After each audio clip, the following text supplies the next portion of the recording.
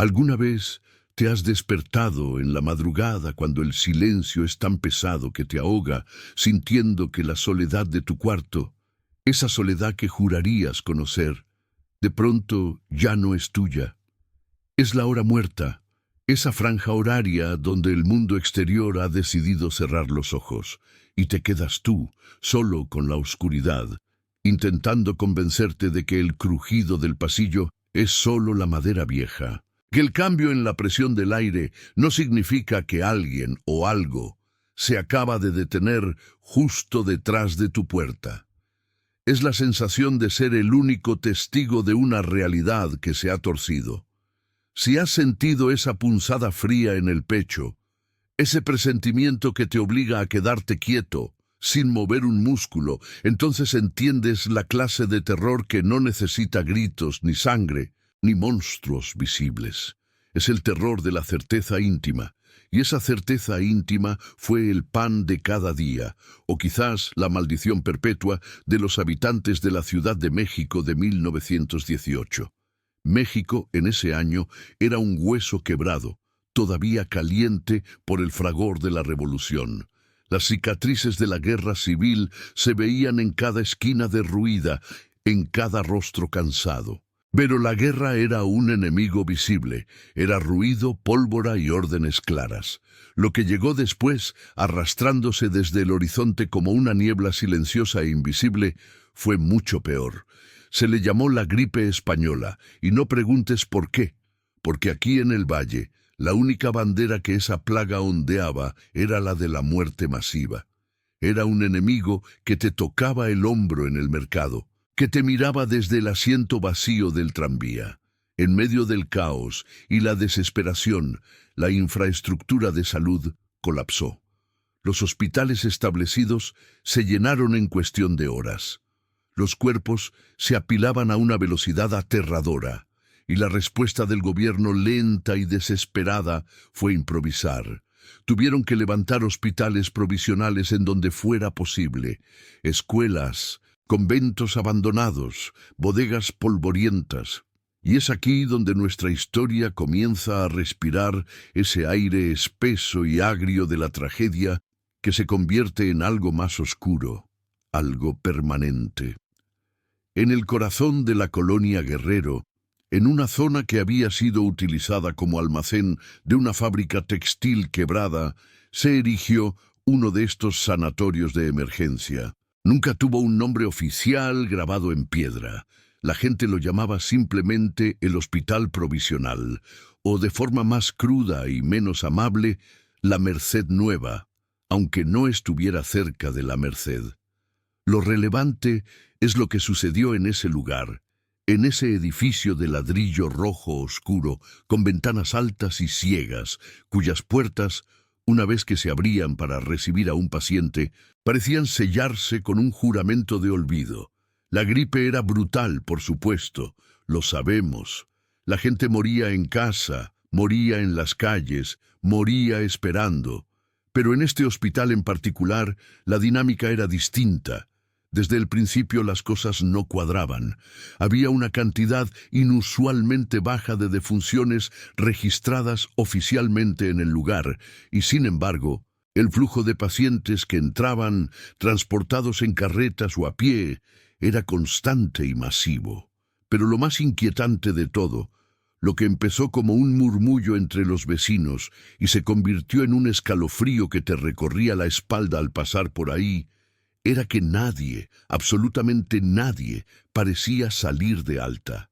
Escucha con atención, porque este es el detalle que lo transforma todo. En la medicina normal, incluso en medio de una pandemia, los hospitales son lugares de tránsito. La gente sana, o al menos mejora, y se va.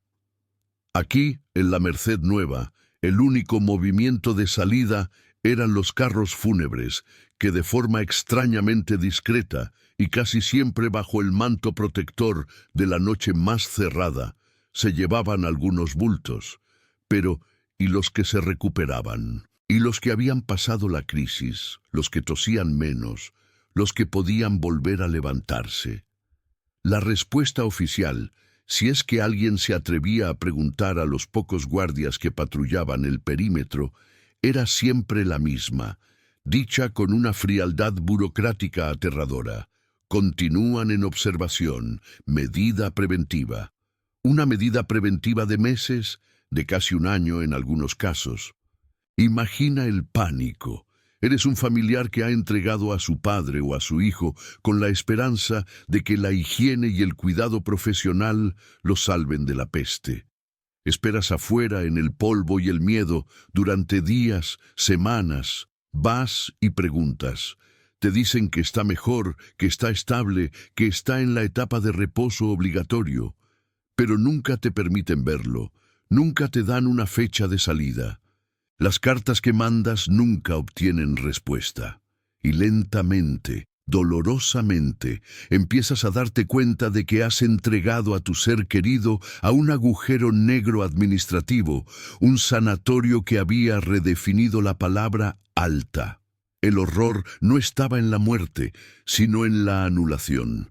Y si estás solo ahora, escuchando esto en la penumbra de tu casa, necesito pedirte un favor antes de seguir profundizando en los sótanos de este lugar.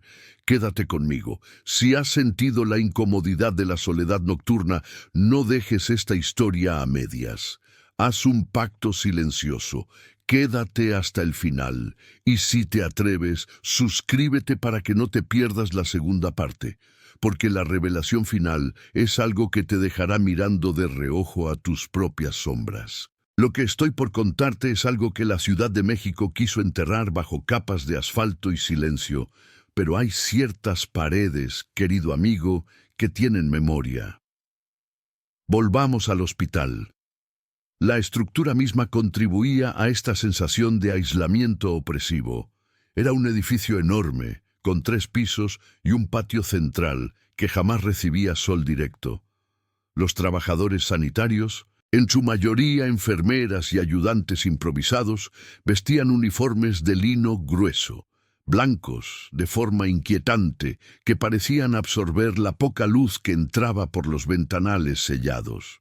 Pero lo que definía la atmósfera del lugar era el sonido, o mejor dicho, la ausencia de él. Un hospital provisional lleno de enfermos de gripe debería haber sido un coro constante de tos, quejidos y el ajetreo frenético del personal. Sin embargo, el hospital provisional era famoso por su silencio sepulcral.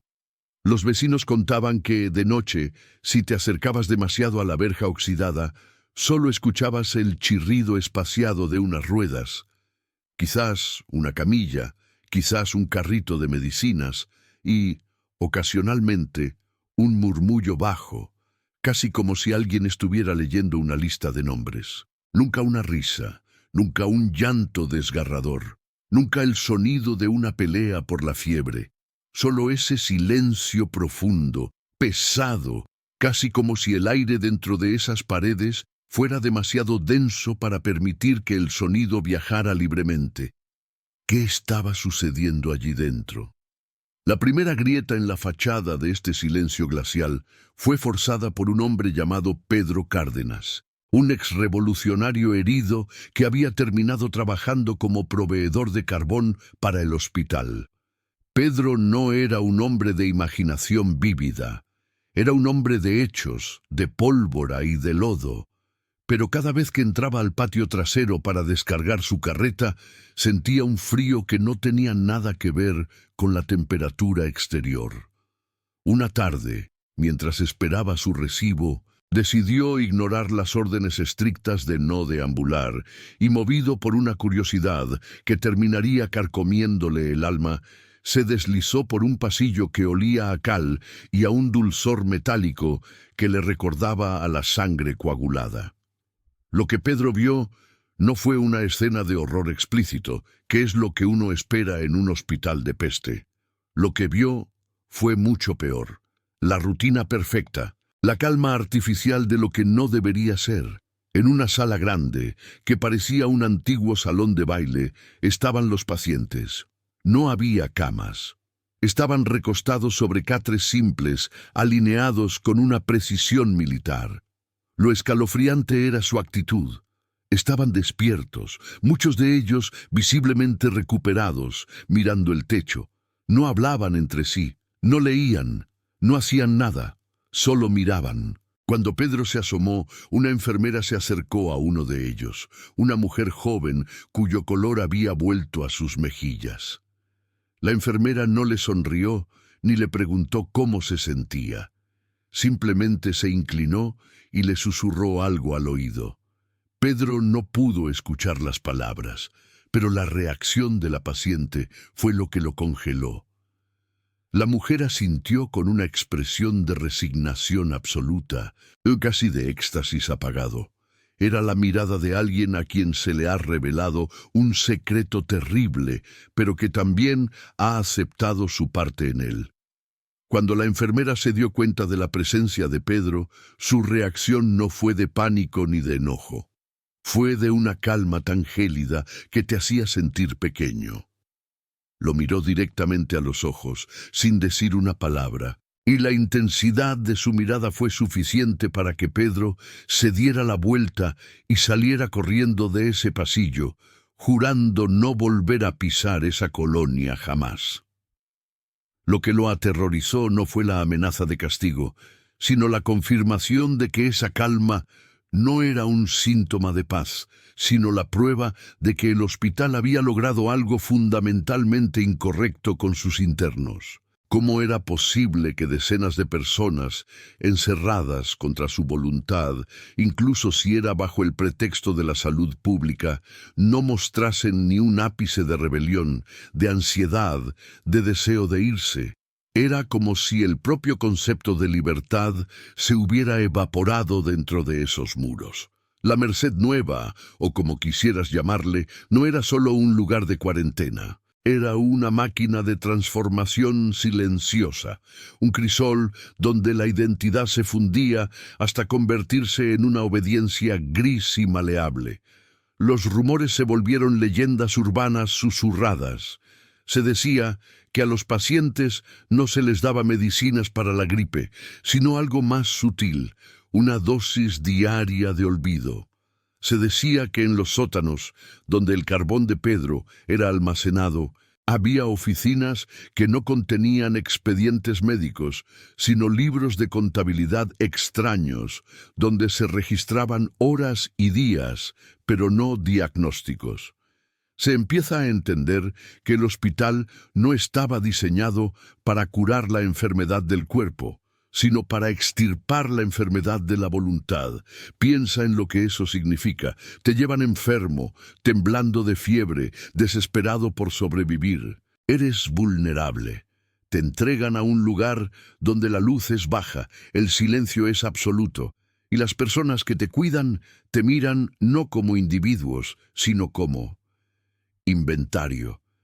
Te dicen que estás mejorando, pero que necesitas descansar. Un día tras otro, la rutina se impone, el mundo exterior se desvanece. El ruido de la revolución, los gritos de la calle, el olor a chile y a tierra mojada. Todo eso se vuelve un recuerdo lejano, una fantasía de alguien más. El hospital provisional no solo te aislaba de la Ciudad de México, te aislaba de ti mismo. Te hacía dudar de tu propia memoria, de tu deseo de volver a tu vida anterior. ¿Para qué volver? La vida exterior es caos, enfermedad y guerra. Aquí, en el sanatorio, hay orden.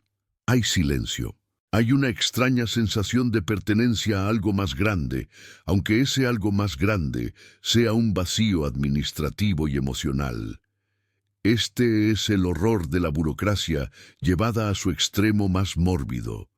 La única razón por la que no te dan de alta no es porque sigas enfermo, es porque tu expediente ha sido archivado. Ya no eres un paciente, eres una cifra, una existencia necesaria para justificar la operación ininterrumpida de ese lugar. Y lo peor es que, llegado un punto, el paciente empieza a colaborar con su propio encarcelamiento. Para cuando la gripe se dio en la ciudad, las calles volvieron a llenarse de ruido, de vida, de la frenética energía de una metrópoli que se niega a morir. Pero el hospital provisional de la Guerrero, Ese edificio de ladrillo que parecía una cicatriz en el perfil de la ciudad nunca cerró sus puertas. Y lo que es más perturbador, ya no llegaban carretas llenas de enfermos. Los carros fúnebres dejaron de aparecer, pero el hospital seguía funcionando, con luces bajas, con su silencio pesado, con sus enfermeras vestidas de lino blanco y con su población constante de internos que miraban fijamente al techo. Se había convertido en una institución fantasma, un lugar donde la enfermedad ya no era la gripe, sino la condición de ser dado de alta. Y aquí viene el terror más sutil y peligroso de la Ciudad de México de 1918. El sanatorio se había transformado de un refugio temporal en un destino final. Las familias, después de meses o incluso un año de no recibir noticias, de ser rechazadas fríamente en la puerta, empezaron a hacer lo que el hospital quería. Empezaron a olvidar. Empezaron a dar por muertos a sus seres queridos, no por la peste, sino por la indiferencia administrativa. El miedo a preguntar se hizo más grande que el deseo de saber. Imagina a un paciente dentro de esa institución, un hombre que entró tosiendo y ahora está sano, sentado en su catre, esperando. Ya no espera la cura, espera la siguiente indicación. Ha borrado el recuerdo de su esposa, de su oficio, del sabor del pulque. Ahora solo conoce el sonido de las ruedas del carro de la medicina y el susurro de la enfermera en su oído, recordándole no su enfermedad, sino su nueva obligación. El hospital no solo había dejado de dar de alta a los enfermos, había empezado a dar de alta a la identidad. Había creado una población de sombras dóciles, perfectas. Y si sientes que esta historia te está envolviendo, si te preguntas si tú también podrías ser vulnerable a tal anulación, si te ves reflejado en la obediencia de esos hombres y mujeres, entonces, por favor, deja un comentario aquí abajo. Escribe una sola palabra, algo como escuché, para que sepamos que no estás solo en esta lectura y que has sentido el peso de esta verdad olvidada. Lo que Pedro Cárdenas vislumbró no fue el infierno, sino un purgatorio diseñado por burócratas, un sistema tan eficiente que la única forma de escapar no era la curación, sino la extinción. Pero la historia no termina con Pedro huyendo, ni con el hospital sumiéndose en el olvido. Lo que sucedió a finales de 1919, cuando un médico joven y demasiado curioso decidió que el silencio de ese edificio no era normal, es lo que nos revela la verdadera naturaleza de lo que se archivaba en ese lugar. Él encontraría las habitaciones de observación extendida. Y lo que vio allí dentro no eran pacientes recuperados, sino algo que la medicina moderna no tiene nombre para describir. Y eso, amigo mío, es la puerta que vamos a abrir en la segunda parte de esta historia. Pero por ahora te dejo con este pensamiento. La Ciudad de México ha guardado muchos secretos bajo su concreto. Pregúntate, cuando te acuestes esta noche y escuches el silencio, ¿qué sucede con lo que se supone que debe irse, pero se queda? ¿Qué sucede con las cosas que no tienen permiso para ser liberadas? No mires la esquina de tu habitación, solo escucha. Hay un archivo abierto y tu nombre quizás está en una lista de espera. Escucha con mucha atención, porque lo que vas a escuchar ahora no es historia, es una advertencia. Si te quedaste en la primera parte, si tuviste el valor de escuchar sobre ese anexo olvidado en Ciudad de México en 1918, ya sabes que había algo profundamente, estructuralmente mal en ese lugar. Hablamos de un hospital que operaba bajo el terror de la gripe española, que desbordaba de enfermos, pero que misteriosamente no registraba altas. La clave de la primera parte fue la permanencia. Ningún paciente salía. Nunca. Y el verdadero horror, el que te obliga a voltear a ver la esquina oscura de tu habitación, no era que los enfermos murieran, sino que simplemente dejaran de existir en los archivos como sujetos activos de la vida, pero que siguieran existiendo dentro de las paredes como sombras permanentes, como entidades burocráticas ancladas a una cama de hierro frío. El pánico de 1918 era un manto que cubría todo, pero el anexo San Lorenzo, o como quiera que se llamara en los susurros de los pocos que lo conocían, no era un hospital, era una bodega de almas. Y aquí, donde la luz del día nunca se atrevía a entrar, es donde el terror se condensa, se hace denso como la niebla pútrida que subía del drenaje de la época. El doctor Arriaga, el encargado de ese infierno silente, no era un monstruo con colmillos, sino algo peor, un burócrata de la angustia. Un hombre convencido de que, ante el colapso total de la sociedad debido a la muerte masiva, su deber no era curar, sino administrar la desesperación. Los registros de admisión eran impecables, escritos con una caligrafía victoriana perfecta que contrastaba con el caos biológico de los cuerpos. Pero los folios de defunción o de alta estaban extrañamente vacíos, o mejor dicho, había una columna para la fecha de salida, y esa columna permanecía eternamente en blanco, como si el futuro para esos nombres se hubiese cancelado. Piensa en esto por un momento. La mente humana necesita cierres, necesita un fin, incluso si ese fin es terrible. Pero Arriaga había encontrado la forma de suspender ese cierre, de dejar a la gente en una especie de limbo administrativo y físico. La noche en que el inspector, si es que podemos llamarle así, pues bien pudo ser un sacerdote sospechoso o un periodista imprudente, decidió que el nivel superficial no era suficiente. Fue una noche sin luna. En Ciudad de México, el silencio nocturno de esa época no era paz. Era la ausencia del bullicio de los vivos, sustituido por el crujido de las carrozas fúnebres que seguían pasando a lo lejos, incluso a deshoras. El hospital tenía un subsuelo. Todos lo sabían, no una morgue tradicional, sino un ala de aislamiento para casos de fiebre extrema o para aquellos cuya condición era tan desesperada que contaminarían el ánimo del resto. Pero si el anexo superior era un cementerio, el subsuelo era el purgatorio.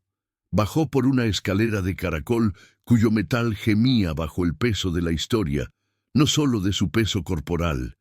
El aire allí era espeso, frío, con un hedor persistente a humedad, formaldehído viejo y algo más sutil, el olor a oxígeno gastado, a vida que se rehúsa a terminar. Aquí, en el sótano, las paredes no estaban pintadas de blanco, eran de piedra desnuda, húmeda. Los pasillos eran más estrechos y las puertas, pesadas, de madera forrada de latón, parecían hechas para contener algo. Y lo contenían. Lo primero que notó fue el silencio. No el silencio de la soledad, sino el silencio estructurado, impuesto, casi violento, que solo existe cuando docenas de personas respiran, pero se les ha prohibido hacer cualquier otro sonido. Se detuvo en la primera habitación sellada.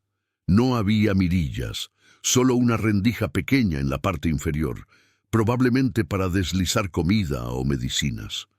Pero pegó el oído a la madera fría, buscando el delirio, la tos mortal, el jadeo. Solo escuchó respiraciones, lentas, uniformes, demasiado uniformes, como si la vida, dentro de esa habitación, se hubiera sincronizado en un ritmo monótono, bajo la dirección invisible del propio hospital. Si esto te está incomodando, es normal. Haz un pacto silencioso conmigo, no te vayas, quédate hasta el final, y si valoras que alguien te cuente estas cosas en la oscuridad, considera suscribirte ahora, para que este secreto, que no es solo de 1918, sino de la condición humana, no se pierda en el algoritmo. La verdad, a veces, necesita cómplices que la escuchen. Continuemos. A medida que el inspector avanzaba por el corredor subterráneo, la iluminación provenía únicamente de lámparas de aceite espaciadas y parpadeantes, que arrojaban sombras largas y fluctuantes. Esas sombras no eran casualidad. Parecían moverse con una intención propia, una danza lenta de figuras humanas que se estiraban y encogían, como si los pacientes, desde dentro de las paredes, estuvieran proyectando su angustia al exterior. Llegó al final del pasillo, a lo que parecía ser la oficina de la planta baja. Una luz tenue salía por debajo de la puerta. Adentro estaba Arriaga, el doctor. No estaba tratando enfermos, estaba sentado ante un escritorio gigantesco, tan solo con un brasero encendido, escribiendo metódicamente. El inspector entró sin llamar. El doctor Arriaga levantó la mirada, no sorprendido, sino exasperado, como si el inspector fuera un síntoma molesto de la realidad que él trataba de negar. «Sabía que vendría», dijo Arriaga, su voz baja y pulcra, ajena a la pestilencia y el terror del lugar. «Todos los curiosos llegan aquí, buscan la respuesta sencilla, la muerte, pero yo ofrezco algo más complejo». El inspector, sin rodeos, apuntó a los registros de arriba, a la ausencia de altas. «¿Qué es esto, doctor? ¿Por qué estas personas no son dadas de alta, ni siquiera como difuntos?» Arriaga sonrió con una frialdad que helaba más que el aire del sótano. Se puso de pie y se acercó a un gran mapa de la Ciudad de México colgado en la pared. «Mire afuera, amigo. La muerte es un río desbordado.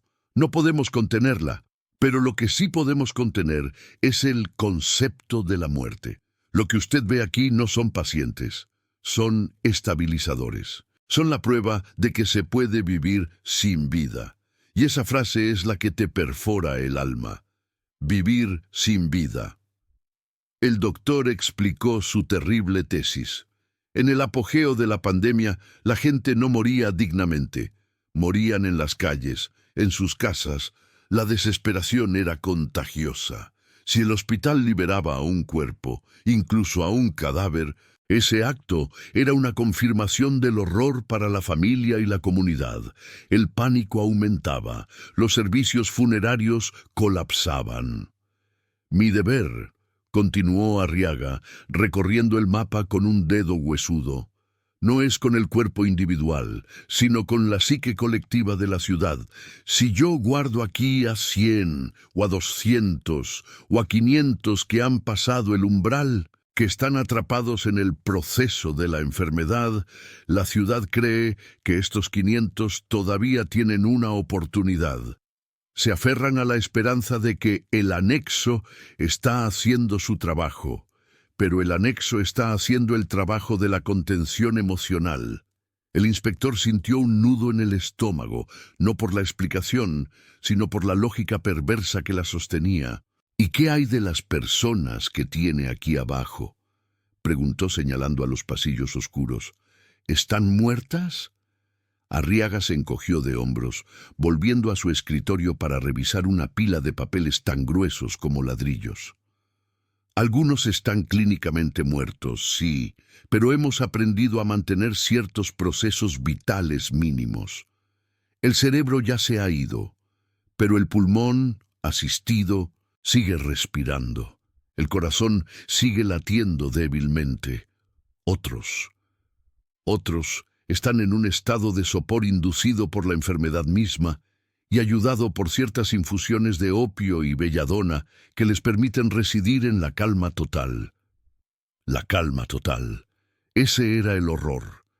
El hospital no daba de alta a los pacientes porque el doctor Arriaga se había autoproclamado el carcelero de la muerte. Él no permitía que sus pacientes murieran completamente, porque morir significa liberación, significa un trámite y significa que ese nombre tiene que pasar a la casilla de fallecidos, desestabilizando el precario equilibrio que él había inventado.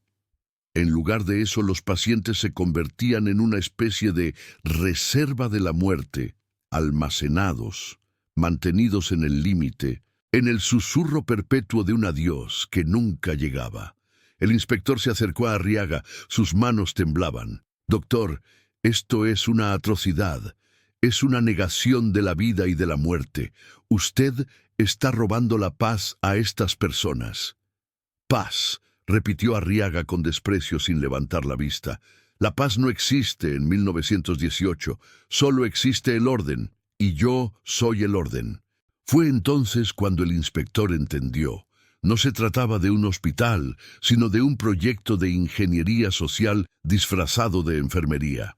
Arriaga creía que estaba salvando la moral de la capital, manteniendo la ilusión de control, mientras, paradójicamente, ejercía el control absoluto y monstruoso sobre la existencia de cientos de almas.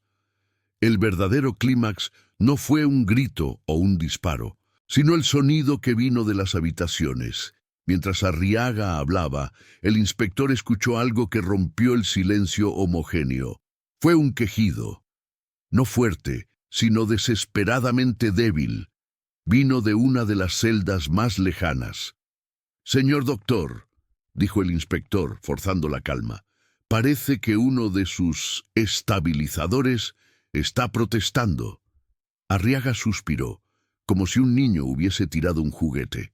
Tomó una llave pesada de un gancho y se dirigió a la habitación al fondo. «Esta es la razón por la que no pueden irse», musitó el doctor, abriendo la puerta.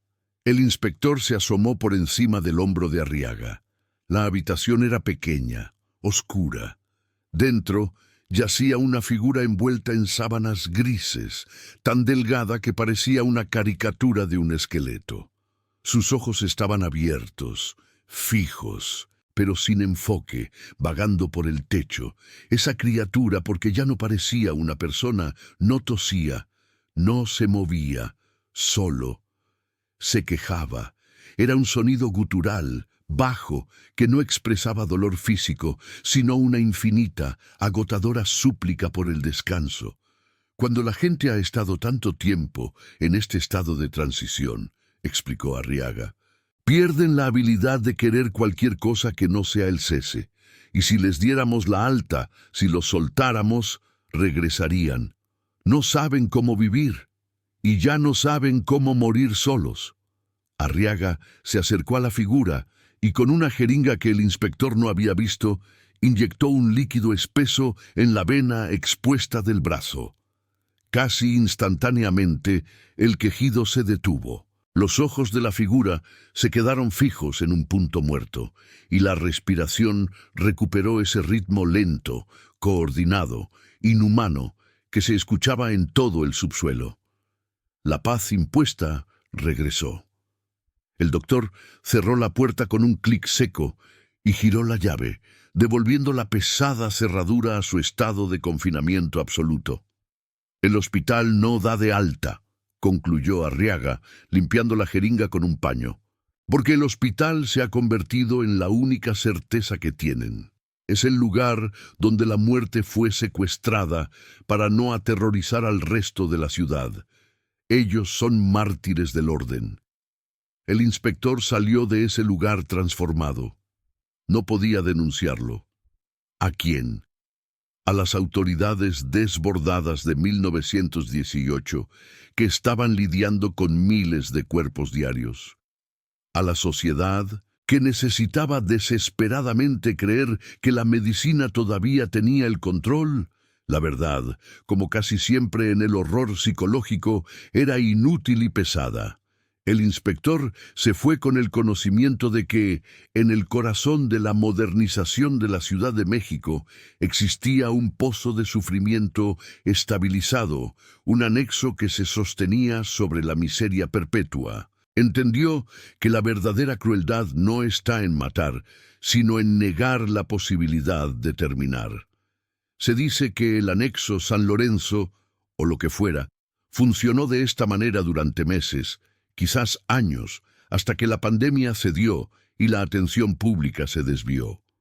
Cuando las autoridades finalmente se atrevieron a hacer una auditoría completa del lugar, encontraron los registros impolutos de Arriaga y los pasillos vacíos. El doctor había desaparecido, dejando una nota que decía: «Mantuve la calma hasta que me di cuenta de que la calma no es para los vivos. Pero, ¿y los pacientes? Nunca fueron encontrados. Los folios de alta seguían en blanco, y la gente, esa gente que Arriaga había negado el descanso, fueron liberados. ¿O acaso se volvieron tan parte del hospital, tan dependientes de esa rutina de vivir sin vida, que se desmaterializaron junto con las paredes y el hedor? Aquí es donde te pregunto, si has llegado hasta este punto, si sentiste un frío recorrer tu espalda, si entendiste que el verdadero horror fue la burocracia de la muerte y la negación de la conclusión. Solo escribe "escuché el silencio" en los comentarios. Confirma que no estás solo escuchando esto. Y si conoces a alguien que tiende a ignorar las señales extrañas en los edificios antiguos o que minimiza el miedo a las instituciones, comparte este video. No queremos que nadie se sienta solo al mirar esta realidad de reojo, porque el horror del hospital que nunca daba de alta, la negación del final, es un miedo que no murió en 1918. Es el miedo a la permanencia forzada, a estar atrapado en un sistema que te necesita inerte, pero no te permite descansar. ¿Cuántas veces en tu vida te has sentido como uno de esos pacientes, atado a una cama invisible de la rutina, esperando una alta que nunca llega, mientras tu vida se vuelve un murmullo uniforme? Esa es la verdadera herencia del anexo San Lorenzo. La sensación de que, a veces, la muerte no te quiere, pero la vida tampoco te libera. Y si en las noches escuchas un crujido en la madera antigua de tu casa, no pienses en fantasmas o ladrones. Piensa en un hospital vacío, en un registro que alguien olvidó cerrar y en una respiración lenta y ajena que sigue marcando el ritmo, esperando que le permitan, por fin, ser dada de alta. Y tal vez, solo tal vez, esa respiración no viene de afuera. Viene de un rincón muy profundo, justo detrás de ti, en el silencio.